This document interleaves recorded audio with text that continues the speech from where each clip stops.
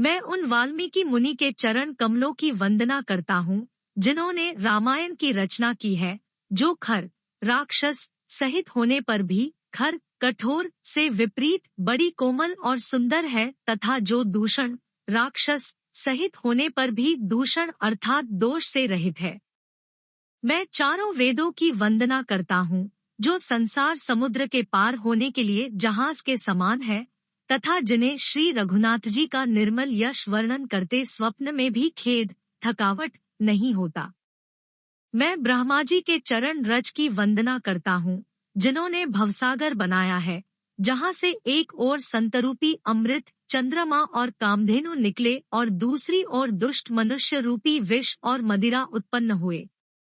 देवता ब्राह्मण पंडित ग्रह इन सब के चरणों की वंदना करके हाथ जोड़कर कहता हूँ कि आप प्रसन्न होकर मेरे सारे सुंदर मनोरथों को पूरा करें। फिर मैं सरस्वती और देवनदी गंगा जी की वंदना करता हूँ। दोनों पवित्र और मनोहर चरित्र वाली है।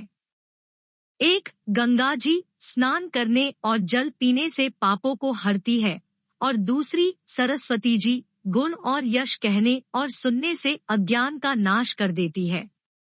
श्री महेश और पार्वती को मैं प्रणाम करता हूँ जो मेरे गुरु और माता पिता है, जो दीनबंधु और नित्य दान करने वाले हैं, जो सीतापति श्री रामचंद्र जी के सेवक स्वामी और सखा है, तथा मुझ तुलसीदास का सब प्रकार से कपट रहित सच्चा हित करने वाले हैं।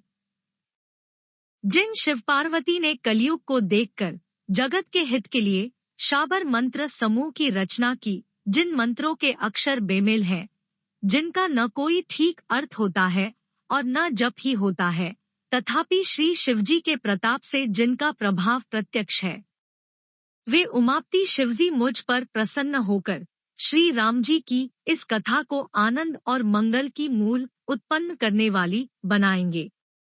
इस प्रकार पार्वती जी और शिवजी दोनों का स्मरण करके और उनका प्रसाद पाकर मैं चाव भरे चित्त से श्री रामचरित्र का वर्णन करता हूँ। मेरी कविता श्री शिवजी की कृपा से ऐसी सुशोभित होगी जैसी तारानों के सहित चंद्रमा के साथ रात्रि शोभित होती है। जो इस कथा को प्रेम सहित एवं सावधानी के साथ समझबूझकर कहें सुनेंगे, वे कलयुग के पापों से रहित और सुंदर कल्याण के भागी होकर श्री रामचंद्र जी के चरणों के प्रेमी बन जाएंगे। यदि मुझ पर श्री शिवजी और पार्वती जी की स्वप्न में भी सचमुच प्रसन्नता हो, तो मैंने इस भाषा कविता का जो प्रभाव कहा है, वह सब सच हो।